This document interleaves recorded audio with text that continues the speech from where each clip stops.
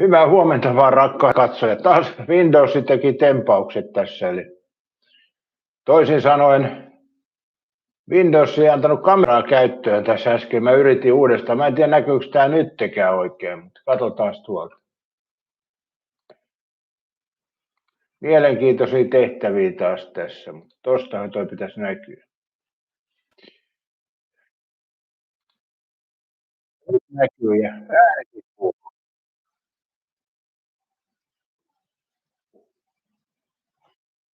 Joo, näin on.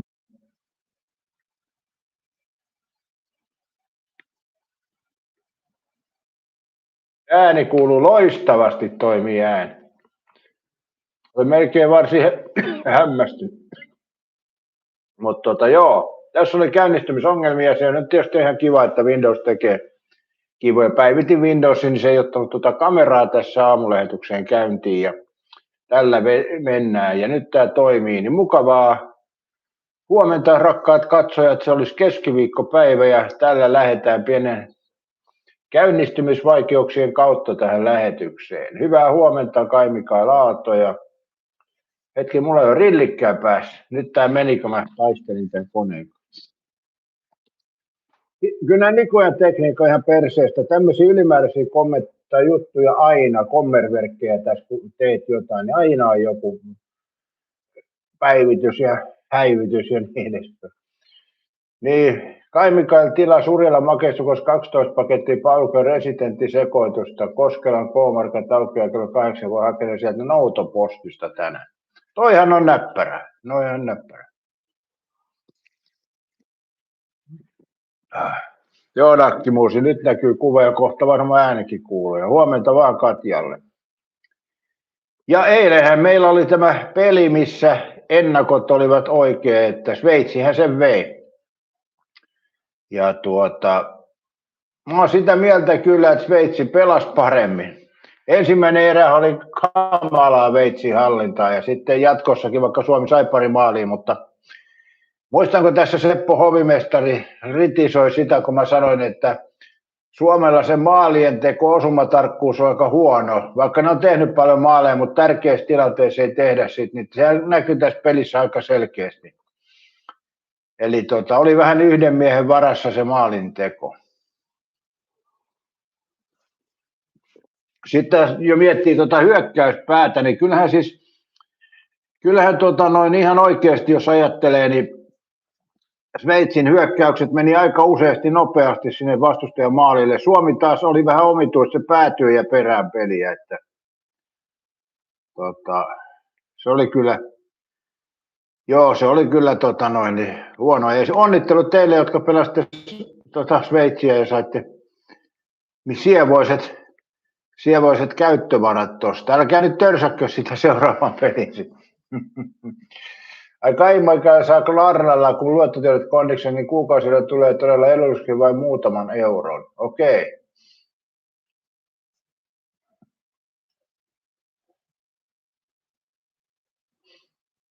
Joo. Nythän muuten tästä tilauksesta tuli mieleen semmoinen, että nyt kannattaa sieltä Temusta tilailla, että tässä on kuukausi aikaa temutella vielä, sitten se loppuu se ilo. Tai eihän se nyt välttämättä lopu, jos tilaa jos sanotaan nyt, jos esimerkkinä tilaisi jotain tuotetta 12 pakettia ja se hinta ylittyisi sille, niin se 3 euroa siinä ei paljon jaettuna esimerkiksi 30 tuotetta, niin sehän ei joskus 10 senttiä per tuote erä. Tai siis ei erä, vaan kappalemäärän. Eli silloin se temutilaamisen muoto täytyy vaan hieman muuttaa, ei siinä sen ihmeellisempää ole. Eli mä en usko, että temutilaaminen loppuu, eli jos mä tarvitsen jotain määrättyä tavaraa, että mä tilaan niitä sitten sen verran enemmän, että se 3 euroa siinä päällä, niin se ei kokonaisuuteen paljon vaikuta. Esimerkiksi sukissa se ei ole iso erä, sukat on niin halpoja verrattuna Tokmannin sukkiin tai monessa muussakin asiassa. Mutta tietysti sitten tämmöisissä kengissä, niin no joo, jos tilaa yhdet kengät ja 3 euroa päälle, silti ne on halvemmat kuin Suomessa, että ei se välttämättä paha asia ole. Mutta täytyy nyt vähän sitä funteeraa. Mulle on Temu-paketti tällä hetkelläkin postissa tulossa, että siellä ahkerat postin työntekijät kantavat pitkin Suomea sitä pakettia, niin sieltä tulee jossain kohti sitten pakettitavaraa. Mä en tiedä, teinkö mä sitä videoa, ei siinä oikein ole sellaista katsojia kiinnostavaa tuotetta. Tai pirustako minä tiedän, mikä mä katsojia kiinnostaa. Enhän minä sitä mistään tiedä. Oletan tietäväni, mutta enhän mä tietenkään tiedä. Mutta katsotaan nyt, miten mä toimin tässä.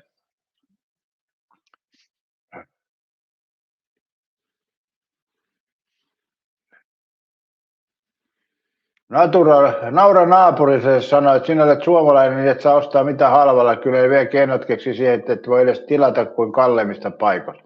Näinhän se on, näinhän on. Suomalaiset on semmoinen kansa, mitä kusetetaan niin paljon kuin voidaan. Ja me vaan tyytyväisenä kerrotaan, että maailman onnellisin maa. Sekin me uskotaan tästä vaan. Rikkaillehan tämä voi olla kyllä hyvä maa, mutta kyllä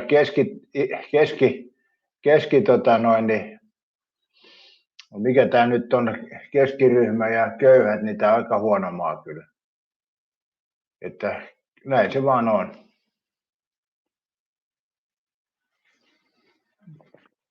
Nythän muuten tässä YouTubessa on semmoinen juttu, mielenkiintoinen juttu, että näitä lähetyksiä pystyy duppaamaan eri kielellä. Toki Suomessa, no joo, tässä mennään Naura naapurille sekin, että Suomessa tämä ei vielä kunnolla toimi.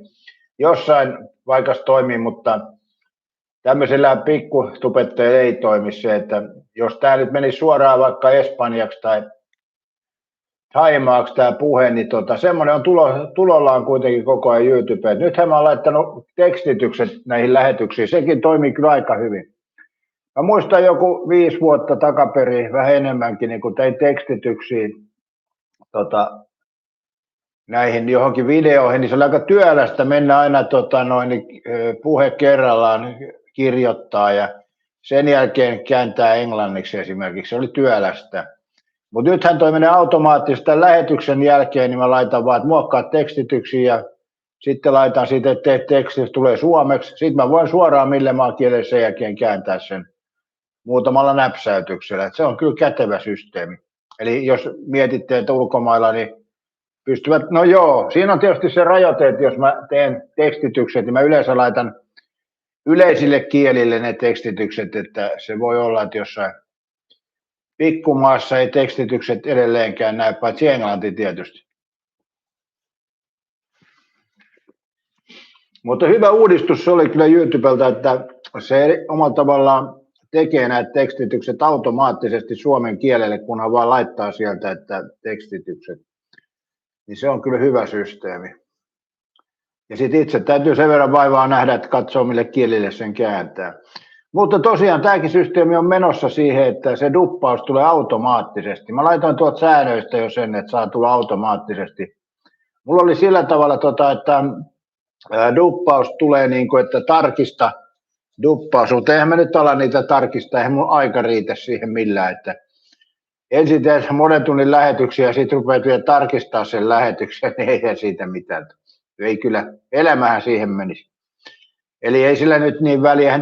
Tämä minun puhekielikään ole niin kummosta, että tässäkin on virheitä varmaan enemmän. Tekoäly ei tee näin paljon virheitä, mitä minä teen siinä mielessä. Mutta joo, se siitä taas paasauksesta. Ja nyt sitten mietitään, mitä mieltä olette eilisestä jääkiekko-ottelusta. Sehän tuli katsottua ja viihdyttävää kiekkoahan siinä kyllä oli.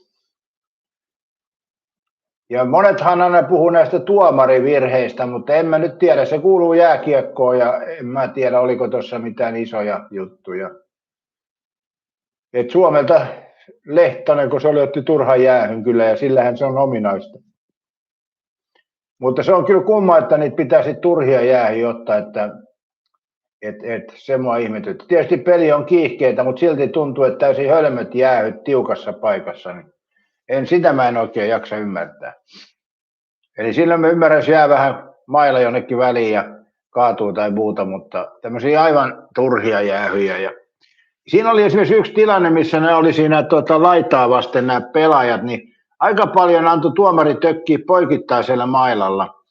Eli siinäkin oli semmoinen tilanne, että miksi mennään siihen ja tökitään poikittaisella mailalla. Yritetäänkö siinä viedä jotenkin semmoista peli-intoa tai jotain, mutta eihän siinä käytännössä kyllä mitään järkeä ole, että tökitään mailalla. Jäähyriskihan on aika iso.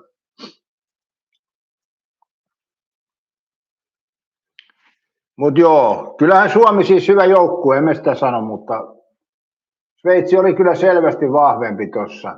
Ennakkoetkin oli tämmöiset kyllä, että jokuhan meinasi, että no joo, Suomihan oli suomalaisten silmissä kyllä suosikki, koska se on pienempi kerroin tuo pelillisesti, mutta joo.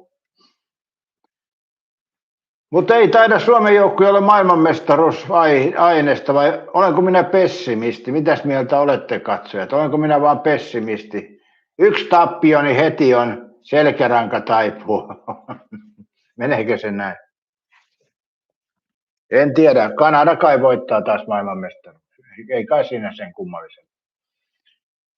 Tuossa kun katsoi näitä pelejä, niin USA meni jatkoon ja Ruotsi meni jatkoon. Molemmilla oli tiukat paikat, molemmat hoiti näitä tiukat paikat. Katja, sä oot pessimisti. Vai onko mä realisti, Katja? Tätä ei vielä tässä vaiheessa tiedä. Sitä ei tässä vaiheessa, Katja, vielä tiedä, onko pessimisti vai realismi.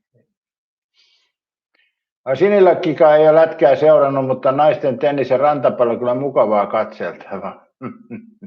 No joo. No, mä en nyt tuosta naisten tenniksestä kyllä tiedä, kun mä oon muutamia pelejä katsonut, niin en tiedä, onko siinä sama ajatus kuin tuossa rantapallossa, en osaa sanoa kyllä. Mutta nämä on makuasioita.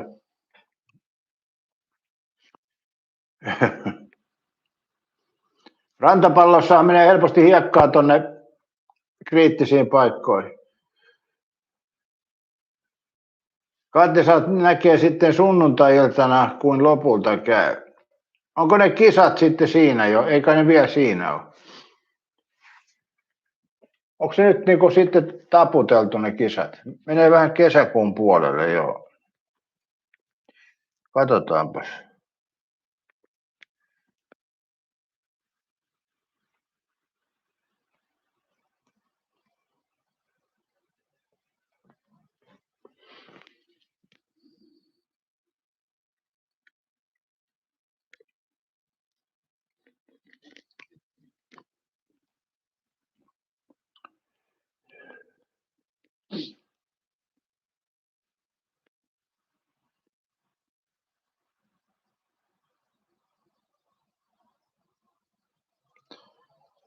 Suomi-Tsekki on huomenna.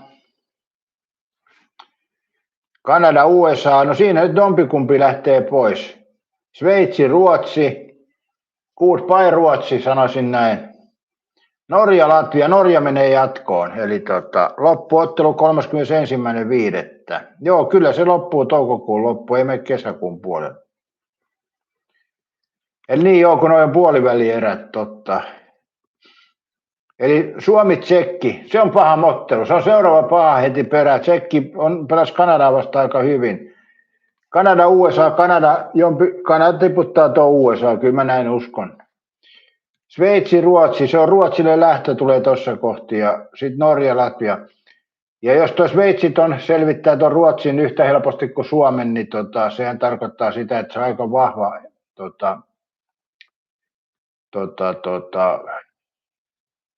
mestarisuosikki. Suomi-Tsekki huomenna, paha peli. Ja jos miettii tuossa pelillisesti, niin mähän en pelannut pitkävetoa, en mä ole nyt pelannut näitä, mutta mä olin tässä vaan Emelille kerroin, että jos hän haluaa saada ilmaista rahaa, niin pelaa Sveitsiin ja en tiedä pelasko, en osaa sanoa. Mutta Suomi-Tsekki, niin se on kyllä myös semmoinen ottelu, mitä pelillisesti en koskisi kyllä kepilläkään, että se on vähän haastava.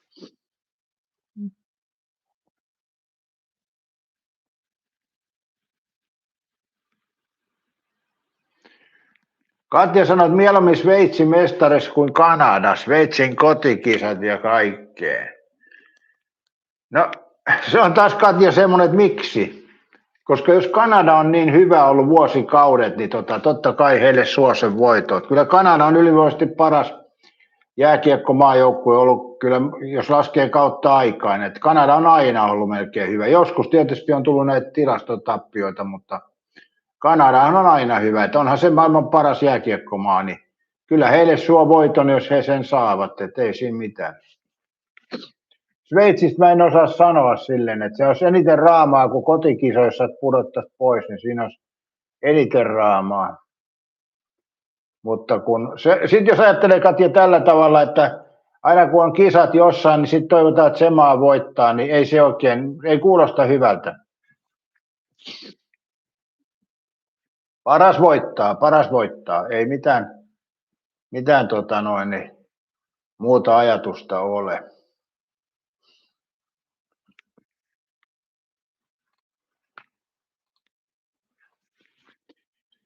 Eli se olisi ihme, jos Ruotsi voittaisi, mutta jos Ruotsikin voittaisi ja pärjäisi, niin kyllä mä suon heille voiton. Että jos pystyy voittamaan näissä, Ruotsi ei ole kyllä mikään ennakkosuosikki tässä vaiheessa. Siinä on Kanada, Sveitsi ja jopa Suomi on nämä selkeät ennakko. Muut on vähän niin kuin alta vastaan ja se on huono asia siinä mielessä. Suomessa on vasta Tsekkiä. Tsekki ei ole kyllä läpihuutojoukkue. Eli Slovakiakin oli aika hyviä. Miettikää, jos olisi vielä Tsekko-Slovakia, niin sehän olisi tuolla kärjessä roikkosi ihan varmasti, mutta nämä on näitä.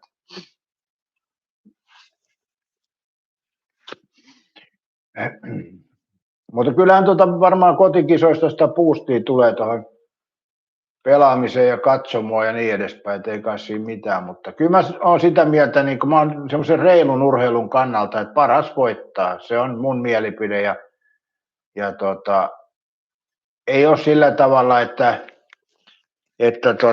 niin on tyytyväinen, jos selkeästi huonompi joukkue voittaa. Eli kyllä mä oon sitä mieltä, että paras voittaa noin sen. Jos on Kanada, kuten aika usein ollut, niin ihan hyvä näin. Mutta onhan siellä paljon semmoisia heittojoukkueita, niin kuin Iso-Britannia ja Italia ja niin edespäin. Pitää muistaa, että semmoinenkin juttu, että esimerkiksi Britannia ei ole voittanut yhtään peliä, on viimeisenä siellä ja putoaa sarjaporrasta alaspäin, niin pitää muistaa semmoinen juttu, kun Britannia putoaa sarjaporrasta alaspäin, niin siellä sarjassa Britannia on taas mestari ja ylivoimainen, eli tämä on tämmöinen mielenkiintoinen juttu, että ei niilläkään pelaaminen siihen lopu, vaan sitten ne sarjaporrasta alempana dominoi niin sanotusti. Ja varmaan tekee hyvää Iso-Britannia, että pääsee kohtaamaan näitä vähän parempia vastaan. Italia tietysti sama. Italialla on pitkät perinteet. No toki, eikö Iso-Britannia ole kerran voittanut maailmanmestaruuden jääkiekossa? Eli ei sekään niin kuin ihan... Ennen Britannia voitti jääkiekon maailmanmestaruuden kuin Suomi.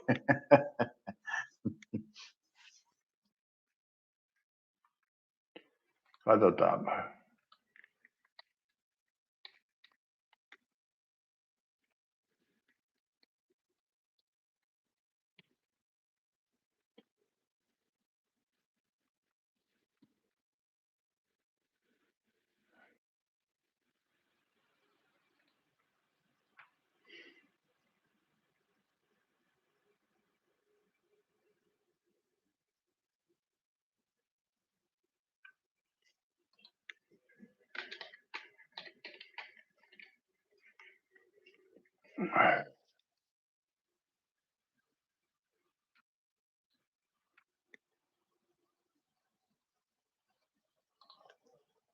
Eli Iso-Britannia on voittanut jääkiekon maailmanmestaruuden kerran vuonna 1936 Garmisch-Partenkinen talviolympialaisen yhteydessä pelatussa turnauksen yhteydessä, joo. Turnauksen arvo määräytyi tuolla siten, että olympiavoitto oli samalla myös maailmanmestaruus. Iso-Britannian joukkue, joka koostui pitkälti Kanadassa pelässä brittiläistaustaisista pelaajista, kaatoi tuolla loppuottelu ennakkosuosikin Kanadan. Tämän lisäksi maa on voittanut hopeaa vuonna 2024 sekä useita M-pronssimitaleja 30-luvulla. Eli kyllähän Iso-Britannia on nyt perinteinen jääkiekkojoukkue ollut kuitenkin. Eli on voitettu maailmanmestaruus ja useita hopeita ja pronsseja siinä mielessä.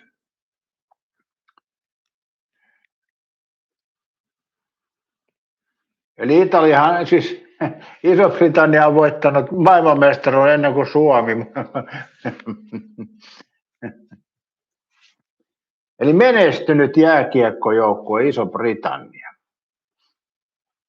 Sveitsillähän ei ole maailmanmestaruutta, Iso-Britannia on, eikä ole Italiallakaan.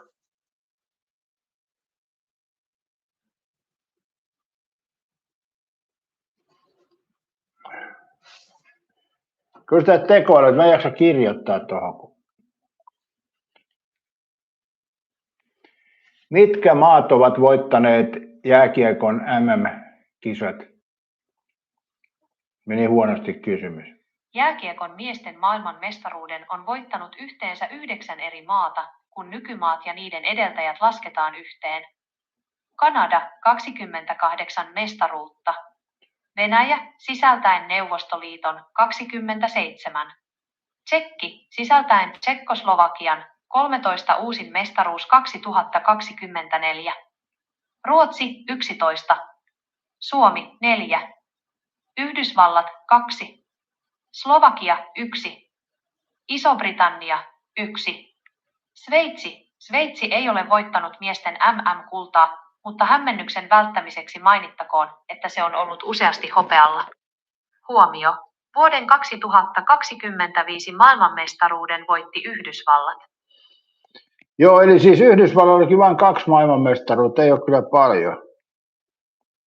Ja Iso-Britannia 1, Slovakialla myöskin 1. Joo. Ja Suomella 4. Joo, tämäkin on mielenkiintoinen sillä tavalla, kun mä tässä lähetyksessä puhuin, että Suomella on 2 maailmanmestaruutta, mutta niillä on 4. En ole niin aktiivisesti pistänyt merkille, että miten on käynyt. Ja Ruotsilla 11. Jos Sveitsi on hopealla, jääkö Sveitsi taas hopealle? Sehän olisi niin kuin, eihän hopea ole häpiä tietenkään.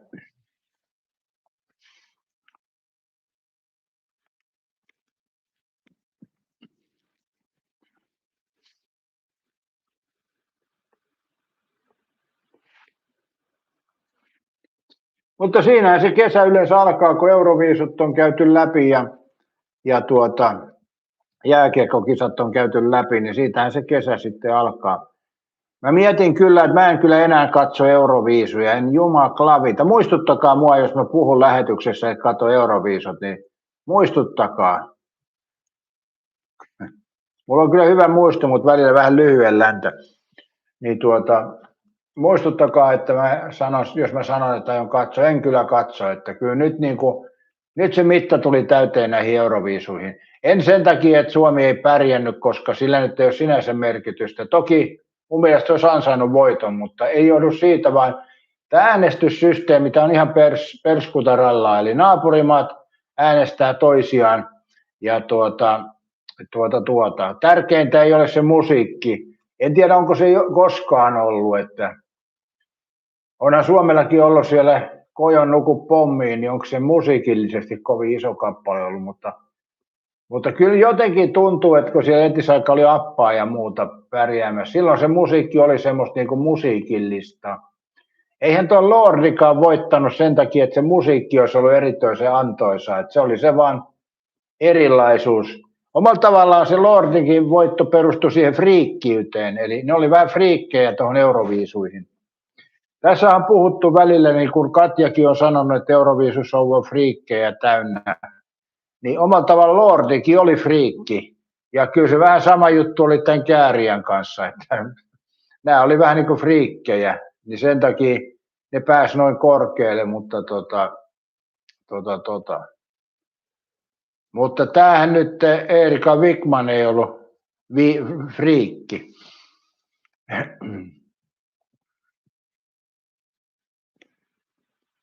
Katja sanoi, että ei siellä normit pärjää, ei pärjää, pitää olla. Mun mielestä siis suurin vitsi tuossa Euroviisoissa oli aikoinaan se Itävallan edustaja, kun puhuttiin, että parrakas nainen voitti Euroviisut. Ja kysehän oli siellä, että siellä oli mies hame päällä.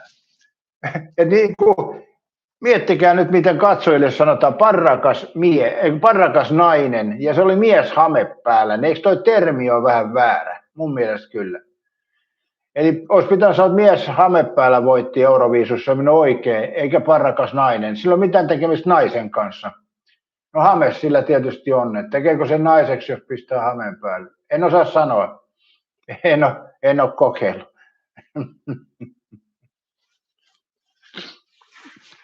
Enkä ehkä nyt lähde kokeilemassakaan, ei siinä mitään, mutta tämmöistä se on, että oman tavan tuo Euroviisut on myöskin sen lisäksi, että siellä kaikki erilaisia friikkejä pääsee esille ja ne nousee suosioon, niin lisäksi siellä on sitten se, että siellä näitä termejä hämätään aika pahasti.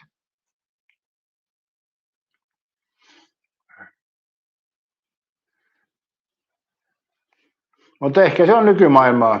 Ihmiset keskiluokka on semmoisia, ei ne kiinnosta nämä itsensä asiat. Ja sitten nämä on päässyt valtaan tämmöiset kaikki erikoisalat ja muut, että se on varmaan, maailma on sellainen, ei kai siinä mitään ole tehtävissä.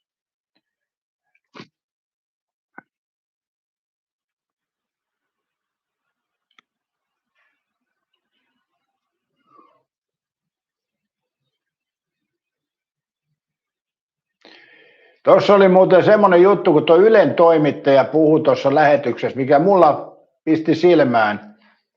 Eli Ylen toimittaja sanoi, että ihmisistä on tehty niin kuin jotain kuvia noista julkiksista, alastonkuvia, on tehty väkivaltaa. Niin miettikää nyt tuota väkivaltaa, niin sehän tarkoittaa fyysisyyttä. Eli en mä viitti kysyä, että YouTube varmaan ei tykkää, jos kysytään mitä. Täällä ei saa kysyä oikein asioita. Eli jos kysyy, niin YouTube ei tykkää. Mutta mun mielestäni se voi olla kunnianloukkaus tai jotain muuta tämmöistä, mutta eihän se nyt väkivaltaa ole.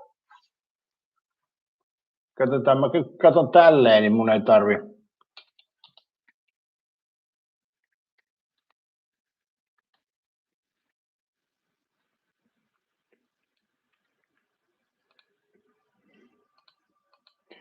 Väkivalta määritellään maailman terveysjärjestön mukaan fyysisen voiman tai vallan tahalliseksi käytöksi ja sillä uhkaamiseksi.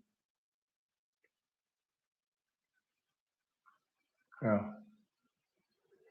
Niin fyysinen väkivalta, sitten on henkinen, psyykkinen väkivalta, seksuaalinen väkivalta, taloudellinen väkivalta, digitaalinen valta.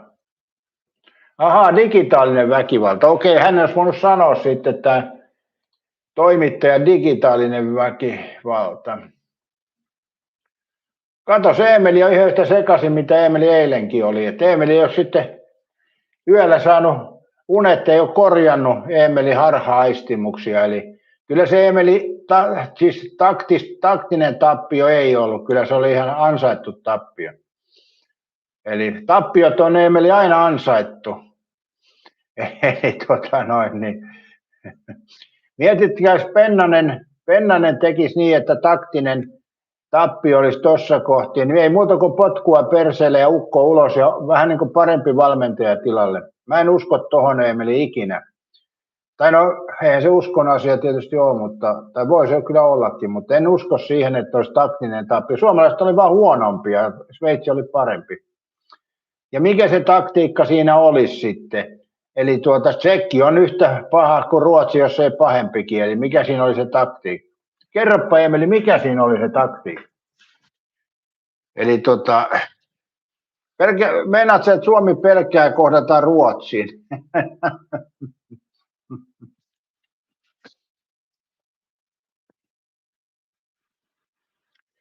Emeli mies kannatti se häviä, tuon kohtaan ottanut voitosta voittoa Suomi. Niin miksi se kannatti ottaa? Selitäpä se.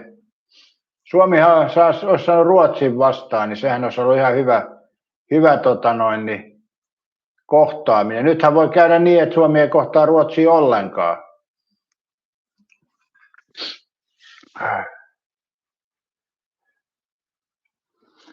Muista Emeli yläpeukku painaa, kun täällä ollaan sun kanssa vahvasti eri mieltä tästä taktisesta tappiosta, mutta mä en usko kyllä semmoiseen, että joku uusi valmentaja Pennanen lähtisi taktisia tappioita ottaa. Ei siinä ole mitään järkeä. Ei siis mitään järkeä. Kyllä me hyväksytään, Emeli, että Suomi oli huonompi ja hävisi sen takia vaan. Vai onko se, Emeli, niin, että HIFKkin on ottanut taktisia tappioita monta vuotta peräjälkeen? Viimeiset 10 vuotta HIFK on ottanut taktisia tappioita, ettei pääse ajoissa kesäloman viettoon. Voihan se olla, en mä voi tietää. Että.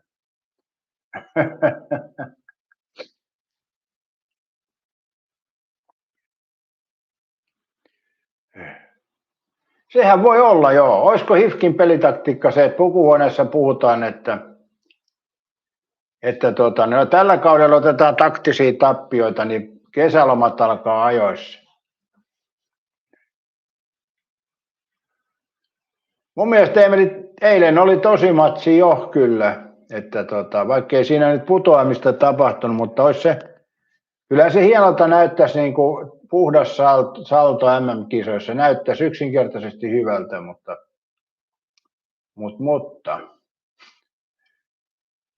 no ei Suomi nyt välttämättä ihan penkin alle pelannut, mutta Sveitsi oli parempi. Kyllä hyökkäyspäässä niin huomasi sen, että Sveitsillä oli semmoinen parempi asenne siihen hyökkäys. Todella helposti loppuen pääsi välillä hyökkäysalueelle.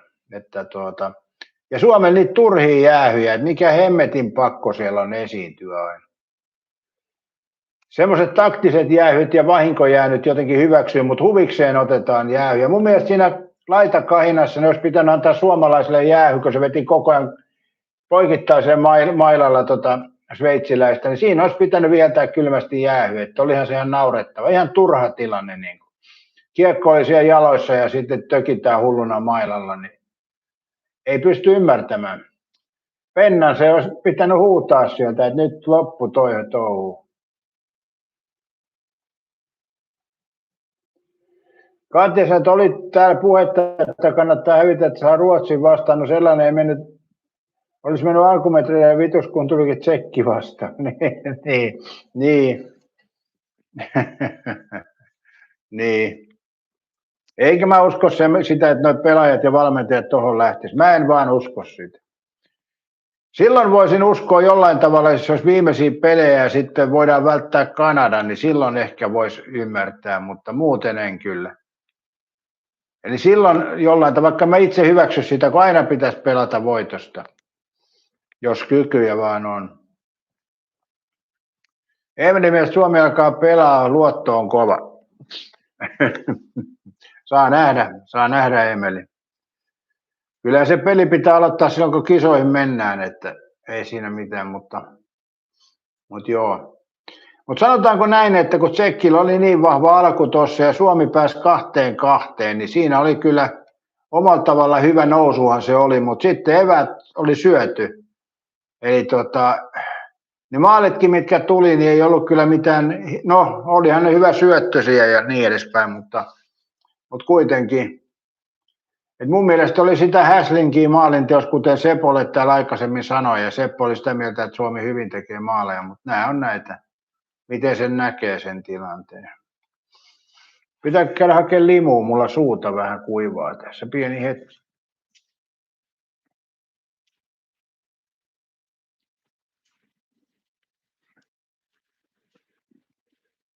Olihan tuossa jääkiekon SM-kisossa monet toivo KK:n voittoa, mutta eipä se sitten tullut, että nämä on näitä nämä pelit, että ei ne ole mitään toivotaan juttuja. Että. Kyllä Tappara oli ansainnut voittoa, se ei sitä voi kiistää.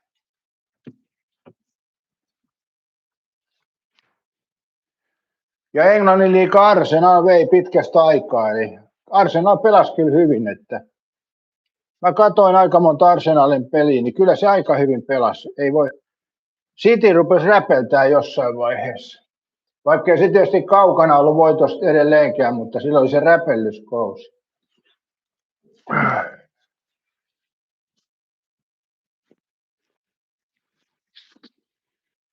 Eli Coca-Cola. Original tästä FIFA official partner. No joo, en tiedä kokistölkkiä, että mitä järkeä tämä FIFA on tähän laittaa juttuunsa. periaatteessa kun mä ostan Coca-Colaa, niin tärkeintä on siinä, että siinä lukee tuo Coca-Cola ja sitten, että se on sokerilla, niin se on ne tärkeimmät jutut, että tuo FIFAlla ei ole mitään merkitystä ainakaan mulle, mutta jollekin varmaan on sitten tiedä.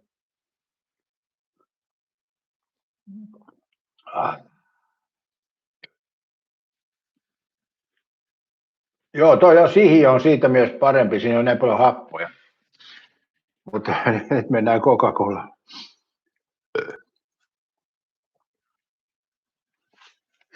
Ai niin muuten, arvoisat katsojat, että kun tämä jääkiekko nyt tässä vaiheessa ja niin edespäin, niin mitäs mieltä olette tuosta Kalasatamassa oli tämä tulipalo?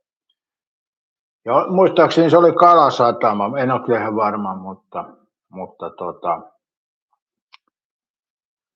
parvekegrillauksesta ja ilmeisesti toimintahäiriö siinä grillissä, näin ainakin epäilee, mutta ei voi tietää, niin onhan toi aika hurjaa, että jumaklavita parvekkeelta voi nousta tuonne katolle, niin mä katsoin tuossa yhden videonpätkän, missä se niin kuin parvekkeella oli se tuli ja sitten katolla nousi savu, että miten siitä yleensäkään voi sillä tavalla mennä, että siinä on joku sitten täytyy olla sadevesiputki tai joku tämmöinen, mitä pitkin se menee. Muuten mä en oikein pysty käsittämään, että kun parvekehan on niin sanotusti ulkona siitä seinän rakenteesta, niin miten sieltä parvekkeet menee niin kuin muiden parvekkeiden ohi se tuli katolle, niin se ei vaan ole outo juttu mulle. Mutta eihän mä mistään mitään ymmärräkään siinä mielessä. Siinä mielessä, mutta joku muu voi teistä ymmärtää, että miten se on mahdollista, että se voi sieltä parvekkeet mennä, se tuli niin, ettei se välikerroksiin sytytä, vaan menee suoraan katolle. Niin on outo juttu kyllä.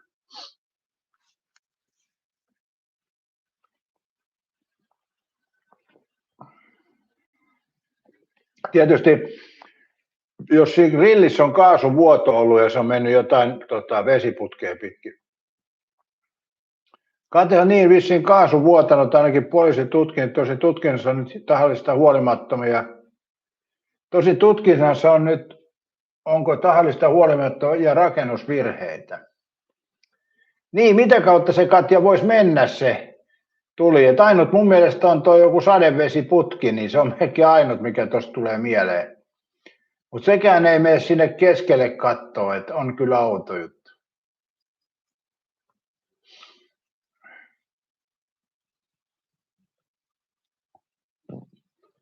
Lasitettu parvekehan tuossa oli.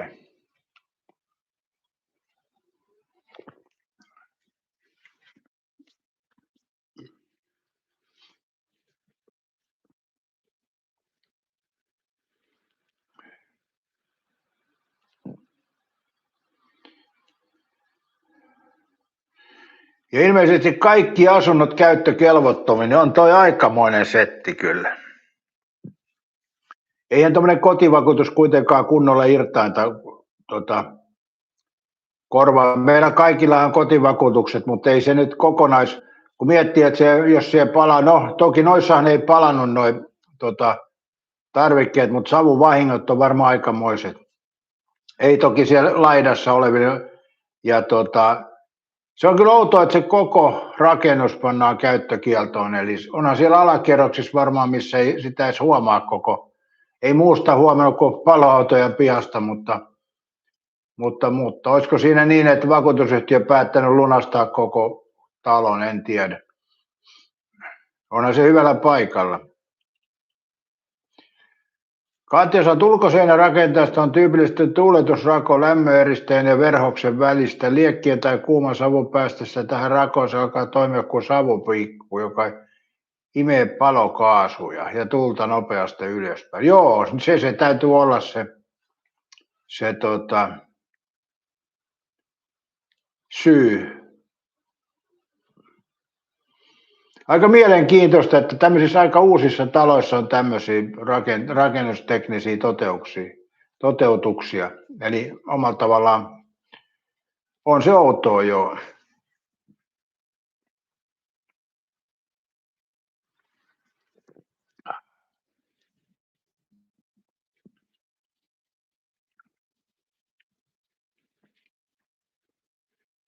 Katsotaan, tuolla oli kuvia, että alaolassa seinä kuplii veden takia, joten se vesivaurio on massiivinen. Ai niin, se vesi tietysti, sammutusvesi.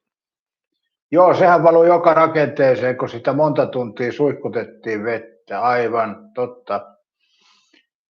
Joo, se tarkoittaa, että menee asumiskelvottomaksi toi rakennus.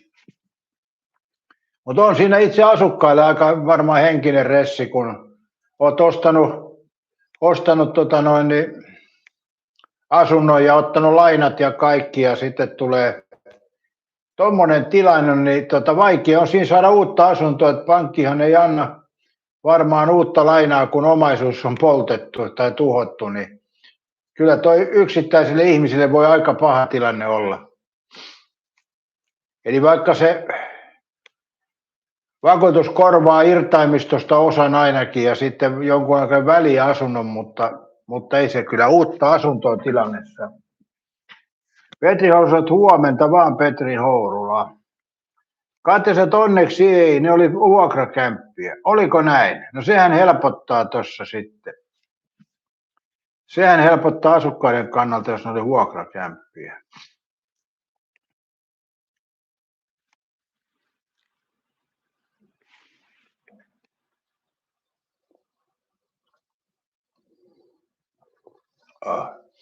Mites Petri Houlula, kävitkö Kemin torilla juhlimassa Ai niin, mutta Suomea hävisi sen.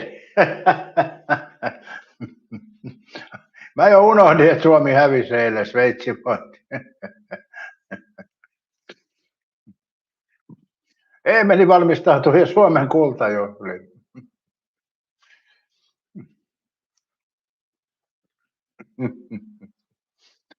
Ei nyt Eemeli ehkä ihan vielä kannata. Ei ehkä ihan vielä kannata.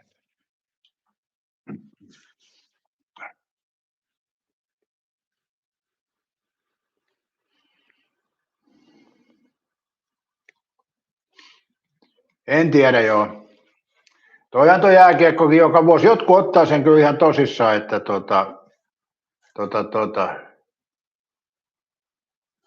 Jumala, tässä oli 8 yläpeukkuja, nyt on 7. Kuka kehtasi ottaa pois? Tunnusta, kuka kehtasi ottaa yläpeukun pois? Hahmoset, että Pafilla onneksi Sveitsin turnauvoitto kiinni. Onko näin, Hahmo? Mä kyllä epäilen, että Kanada on vielä tuossa paha. Sä lähdet tilanne. Taas siellä lähti. Mitä helvettiä täällä tapahtuu? Kuka tekee tämmöistä? Mene pois tältä kanavalta. Tämä ei ole sinua varten. No joo, mä en tiedä Sveitsin tilanteesta, niin mikä siinä on. Eli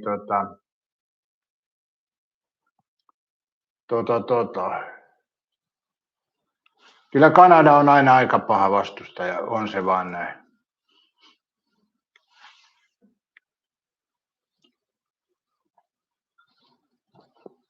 Joo, se on voittanut kaikki matsit ja pelaa kyllä aika hyvää kiekkoa. Että kyllähän Sveitsi pelaa hyvin, että sitä en epäile. Kanada on hävinnyt Norjalle. Mutta Norjakin on pelannut aika hyvin, ettei sekään ihan... Se olisi paha, jos Suomi olisi nyt Norjaa vastaisi, niin Suomi ihan häviäisi tästä tilanteessa Norjalle. Mä oon sitä mieltä. Eemeli saattaa olla eri mieltä, mutta nämä on näitä. Eemeli sanoo, että Norja ottaa yllätysmitaliin. Haamu sanoo, että Norja on kyllä yllättänyt kaikki. Onko Norjasta tullut uusi Tanska? Muistat, että tässä jokunen vuosi sitten Tanska aina tuppasi yllättämään. Yllätti muutaman kerran Suomen joukkueekin. Niin Pete on ihan sekaisin aamusta. Pete laittaa, että Suomi vie Tsekkoslovakia 10-0. Ei vie. Katsotaan, miten Tsekkoslovakia on pelannut. Ei tommosia 10-0 kyllä tuu tossa pelissä. Jos tekisi, niin siinä olisi tilaisuus saada elämänsä tili. Mutta kyllä mä epäilen, että se menee miinuksen puolelle, jos lähdet tommosia pelaamaan.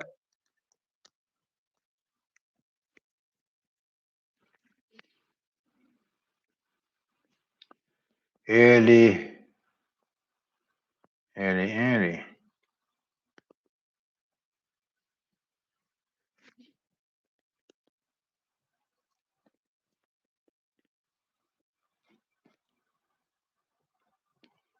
No joo. Niin toi on se lohko B-ssä tietysti. Tuossa. Slovakia voitti Norjan 2-1, eli tiukka peli on ollut siellä. Sitten Norja, Slovenia 4-0. Italia, Norja 0-4. Kanada, Norja jatkoajalla 6-5, eli tasapeli oli Kanadaa vastaan normipeliajalla.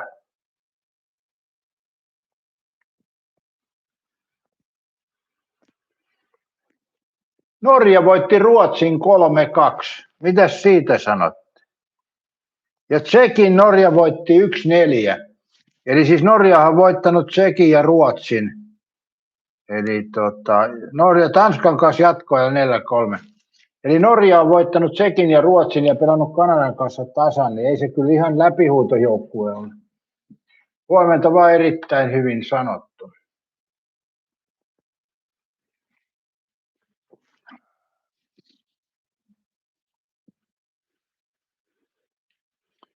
Emeli, sä oot liki 10-0 tulee, Petri, ei ihan niin kauan 7-1 Suomi voittaa Tsekin. Katja veikkaa, ettei kukaan noissa omistusasunnoissa niin tyhmä, että käyttäisi kaasurilliä, kun sen käyttö on kielletty. Vuokrakämppihän ei niin säännöt kiinnosta. Niin mä en tiedä, Katja, kai niitä käytetään noissa omistuskämpissäkin. Ihminen on vähän sellainen, että se ei usko, että omalle kohdalle voi sattua. Erittäin hyvin kysytty, että voisiko Norja taistella mitaileista. Niin kyllä mun mielestä on mahdollista. Hyvinhän se on pelannut. Petri Horlan mielestä ei.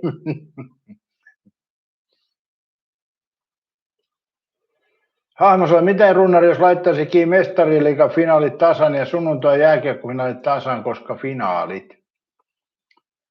Niin, mitä siellä on mestarien liigassa, mitkä on vastassa joukkueet? Onko se Arsenal ja Bayern München vai PSG? Mä en ole sitä niin perehtynyt, en ole seurannut. Että mikä siellä on vastakkain. Emeli mielestä Arsenal ottaa. Emeli, PSG voittaa 7-1. Joo, PSG Arsenal.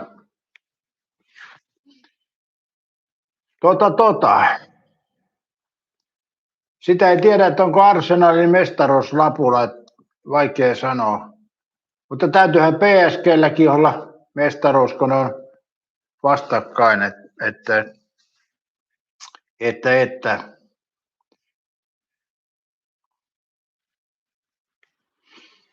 Ai Haamo pelaa tuolla tyylillä, jos pelaat finaaleissa vaan tasa. Se on kyllä hyvä systeemi, monesti se toimii. Emil, Englanti aina liki sydäntä.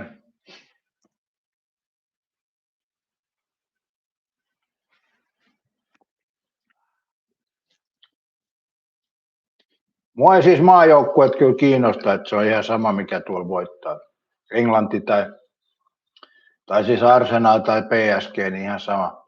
Sitten nämä maaottelut on erikseen. Jalkapallon maailmanmestaruuskisat on aika hyvä kyllä, niistä mä tykkään, mutta en mä näistä seurajoukkueiden välisistä, ne ei kiinnosta. Mutta yleensä sitten Englannin liiga kiinnostaa, mä oon sitä seurannut niin kauan ja se on aina yhtä kiva. Ja mietipä nyt, Emeli, oliko sinne Coventry ja Hull nousee ainakin tuohon pääsarjaan. West Ham lähtee ottaa vauhtia. Saa nähdä, miten syvältä West Ham sitten ottaa vauhtia. Tuleeko West Hamille syvä kyykky? Mun mielestä Southamptonkin on aika huonosti mennyt, että mä en tiedä. Katsotaanpa.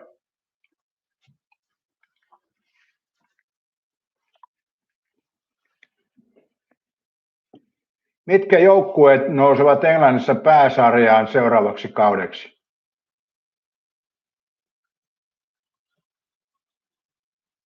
Seuraavalle Valioliigakaudelle 2026-2027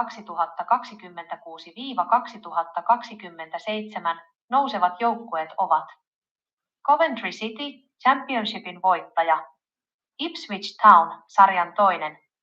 Hull City, nousukarsintojen voittaja. Coventry varmisti paluunsa pääsarjaan 25 vuoden tauon jälkeen. Hull City puolestaan voitti Wembleyllä pelatun nousukarsintafinaalin toukokuussa 2026. Aika hyvää settiä tulee Valioliigaan. Coventry, Ipswich ja Hull. Eli aika mielenkiintoista. Toki en mä usko, että Hullisia kovin paljon heiluu, mutta se on kuitenkin pientä vaihtelevuutta. Ja Stimpuri on Norjassa. No joko olet tehnyt hintatiedustelua, että paljonko makkara maksaa Norjassa? Maitoja, makkaroja, mitä niitä nyt on siellä? Kaljan hinta, kalliimpaa onko timpuri Suomessa? Erittäin hyvin sanoa, että minä päivänä menit Norjaan. Nythän on keskiviikko, joo. Eikö timpuri maanantaina pitänyt lähteä? Eikö se näin ollut? En ole perehtynyt asiaan.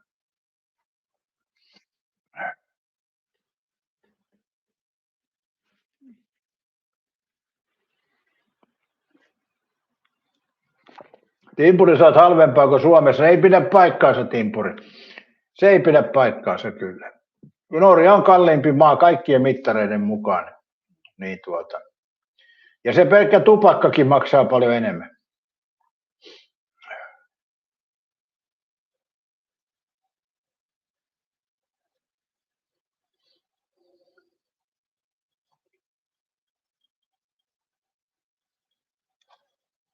Pitää ne siis kurssikin kääntää oikein, sit kun kääntää, että laittaa oikeanlainen kurssi. Niin.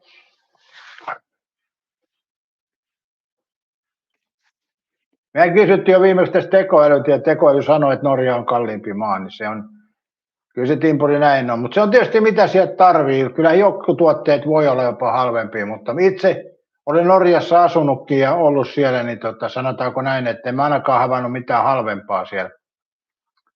Että kyllä Norjan hintataso, ja se on ehkä tasottunut jonkun verran, mutta edelleenkin Norja on selkeästi kalliimpi maa.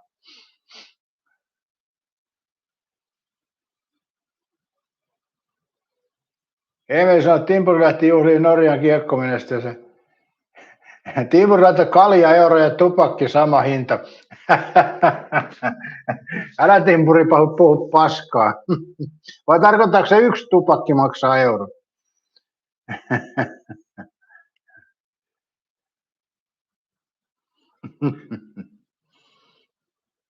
Joo, ja mä tietysti Ouluessa tarkoitan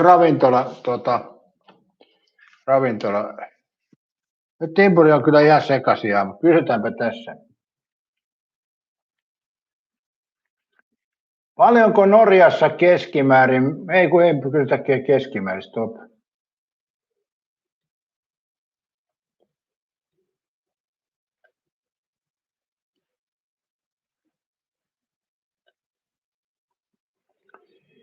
Minkä hintainen on halvin keskiolut Norjassa kaupoissa myytävä 033 tölkki? Halvin 0,3 litran keskiolut tölkki Pilsner maksaa Norjan ruokakaupoissa yleensä noin 27-32 Norjan kruunua noin 2,3-2 euroa ja 80 senttiä. Hintaerittely ja huomiot. Merkki. Halvimpia ovat usein kauppaketjujen omat merkit kuten Seidel tai Pokal tai suuret merkit kuten Tuborg ja Hansa jos ne ovat tarjouksessa tai monipakkauksissa. Pantti. Hinnan päälle lisätään aina tölkkipantti, 2 Norjan kruunua. Eli siinä timpuri kuulit, että Norjassa maksaa niin. Yksikköhinta voi laskea lähemmäs 25 kruunua mutta Norjan korkea alkoholivero asettaa hinnalle tiukan alarajan. Eli tuossa Norjassa keskiolutta.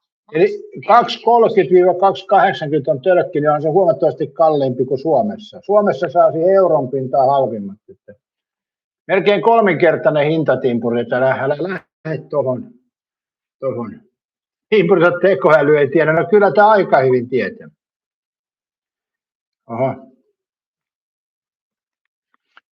Paljonko maksaa tupakka-aski Norjassa? Otetaan nyt vaikka esimerkkinä Marlboro. Norjassa Marlboro-aski maksaa tavallisesti noin 160–180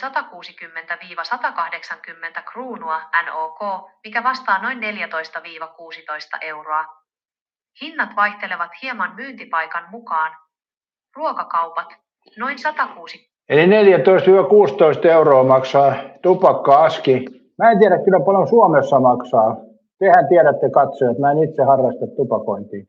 Enkä edes hallitse sitä asiaa. Niin. 14–16 euroa Norjassa, paljonko on Suomessa?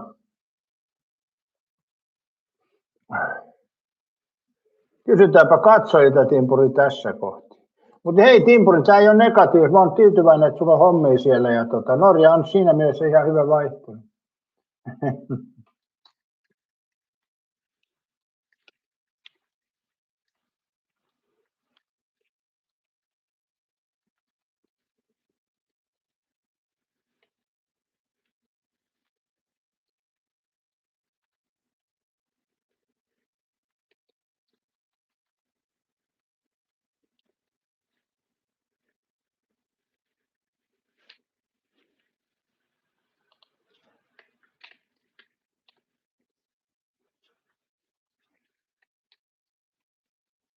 Kyllä mä muistan, kun mä oon siellä ollut, niin kyllä se Norja on selkeästi kalliimpi. Vete sanoo Vestokka. Vete, nyt tarkoitettiin tupakka-askia eikä mitään sätkäpurui.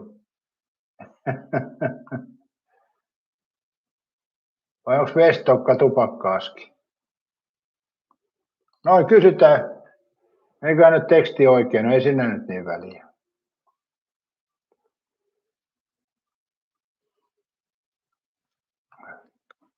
Ai niin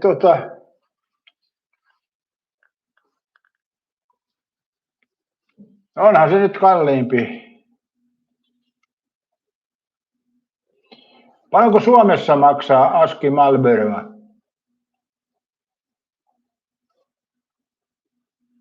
Suomessa Marlboro-aski ja vastaavat merkit maksaa vuonna 2026 arviolta noin 11,5–13,5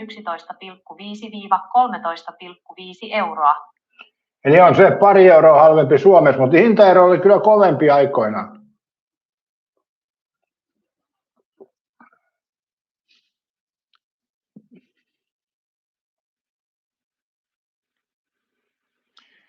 Kuinka paljon siinä meni sinat sakaisin taas. Kuinka paljon Norjassa maksaa ravintolaa puolen litran annos olutta ja paljonko se on Suomessa keskimäärin?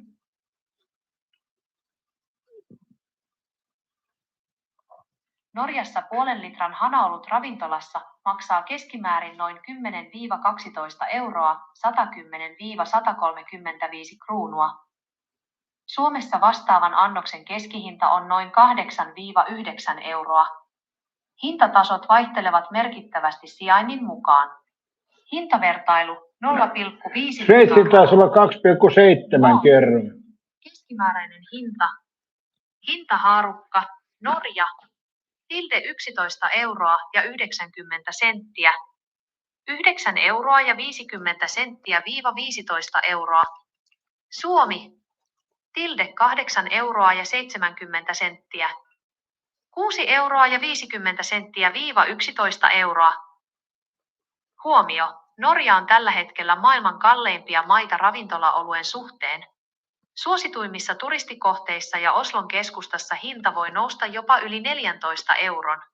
Suunnitteletko matkaa Norjaan vai vertailetko elinkustannuksia muuten vain? Niin, täällä mun lähetystä katsoo eräs tunnettu timpuri, joka on mennyt Norjaan ja hänen mielestään Norjassa on edullisemmat hinnat kuin Suomessa. Se on mielenkiintoinen näkemys. Timpurilla saattaa olla taskussaan muutama hyvä kikka tai hän vierailee paikoissa, joita turistit eivät heti löydä. Vaikka tilastot kertovat Norjan olevan yleisesti noin 25–30% kalliimpi kuin Suomi, on muutama syy, miksi se voi välillä vaikuttaa edullisemmalta. Miksi Norja voi tuntua halvemmalta? No onko Bodo kallis paikka?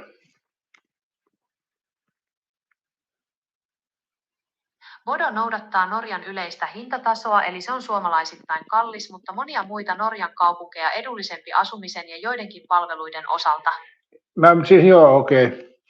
Niin, eli kallista on tekoälyn mukaan timpuri. Mutta pistäkää äänestystä tuosta, kumpaa uskot Norjan hinnoista, timpuria vai tekoälyä?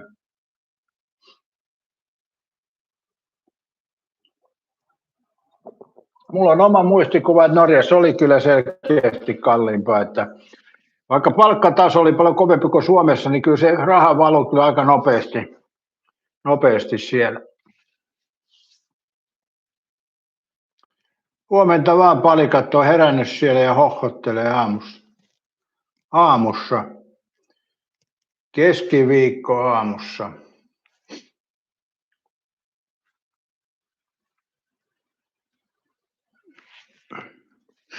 Mulla on tämä viikko mennyt kyllä sillä tavalla, että ilman kuntosalia, että olen selvinnyt puhumalla niin sanotusti, mutta sitten täytyy taas aloittaa tuossa huomenna tai perjantaina. Tässä on ollut kaikennäköistä muuta, niin ei oikein.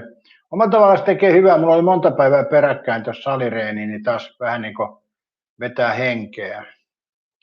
Ensi viikonloppuna vähän kiekonheittoharjoituksia ja tällaista. Ja pääpainosanalla vähän. Oi. Mä en tiedä, kun nämä istuintuolit ja muu, tää on hyvä tää tuoli, mutta mulla on muutto vähän huono, että jotenkin mä lenuun tai niin kuin notkun siinä, ne käy selkään. Oudoset, kylläpä kyselyssä on tekoälyporukkaa. Timproset on täällä halvempaa kuin Oslossa, no se voi kyllä olla joo. Se voi, mutta mehän verrattiin Suomeen timpuri. Oslohan on pirun kallis ja keskusta varsinkin, että on siellä kokemusta, kun olin siellä Oslossa töissä, niin Oslon hintataso on aika kova kyllä. Esimerkiksi Lilleströmässä oli jo jonkun verran halvempaa, mutta ei ikinä oikein sinne ehtinyt sillä tavalla kauppaa. Siellä oli vähän huonossa paikkaa ne kauppat siihen parakkiin. Parakkihan oli siellä ihan sivussa, niin oli hieman hankalampaa löytää sinne.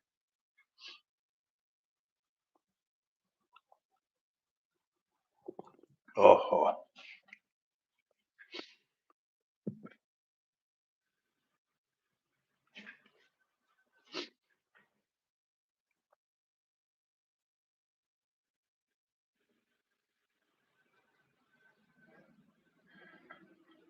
Pete, sä et nyt yrittäisi vaikuttaa äänestykseen. Timpuri tuli Teslalla kentältä. Niin, Norjassakin öljymaa, niin siellä käytetään sähkötakseja.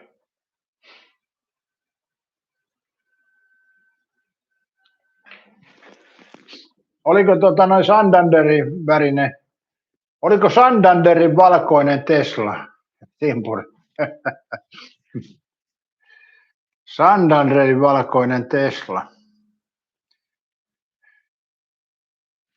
Ai niin, mä en ole pitkään katsonut Lauri Halisen videoita, että mä vähän kyllästyin niihin videoihin tuossa jossain vaiheessa, kun ei siellä tullut enää mitään uutta, että kun se omalla tavalla pikku yksityiskohtien hieromista, niin se jossain. Ai musta Tesla, okei, siellä on ollut rahaa, kun on ostanut sitten.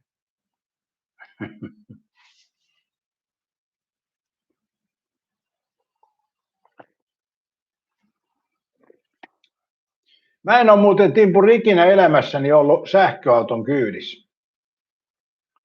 Miltäs kuulostaa? En ole koskaan ollut sähköauton kyydissä. Enkä tiedä sillä tavalla, että onko mulla tarvetta mennäkään. Onko Pete ollut koskaan sähköauton kyydissä? Joskus aikoinaan mä ajan trukkia töissä, niin siellä oli sähkötrukki. Periaatteessa ja keräilytrukkiin, sekin oli sähköllä, niin niitä on tullut, mutta en ole ajanut sähköpyörällä on ajanut kosti, mutta en ole koskaan istunut edes sähköauton kyydissä, enkä saatika ajanut. Katja sanoi, joo, Norjassa Tesla on myydyin auto, Norjassahan bensa maksaa paljon, niillä on siellä taktiikka, että sitä myydään muihin maille ja omalle maalle rahat. Petekään ei ole ollut. Timproset on se halpa ajaa 2,5 euroa 100 kilometriä, mutta siinä ei ole hankintahintaa huomioitu tuossa hinnassa. Eli siinä pitää niin Teslassa laskea hankintahinta ja arvon alenemat ja kaikki mukaan tuohon kilometrihintaan, ettei se ole niin yksinkertainen. Se on sama kuin bensa-autollakin, ei siinä lasketa pelkkää bensan kulutus, vaan siinä lasketaan kaikki huollot ja hankintahinnat ja kaikki muut. Ja arvon alenema noissa sähköautoissa on aika järkyttävää. Eli jos niin kuin toi Lauri Halinenkin sanoi tuossa, niin lähetyksessä 1000 euroa kuukaudessa on arvon alenema sähköautossa. Ja lisäksi sitten vielä osamaksu päälle, niin kyllähän siinä täytyy rahaa olla, että on varaa ajaa sähköautolla. Mä en tiedä sitten missä vaiheessa se sähköauton arvon alenema niin rupeaa vähenemään, että sitten siitä jotain vielä saa, mutta onhan se aika järkyttävä, 1 000 kuukaudessa putoaa arvo.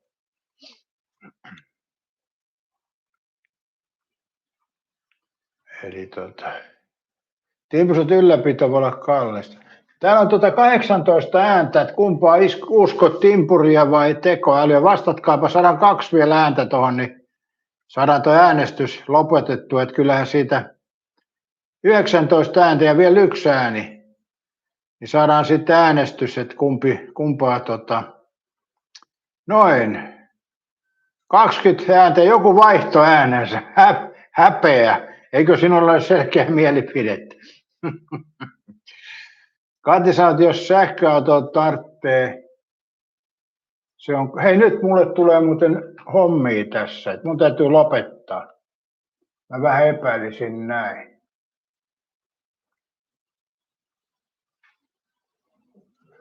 Lopetetaan äänestys. Joo, mulle tuli hommia. Kiitos kaikille.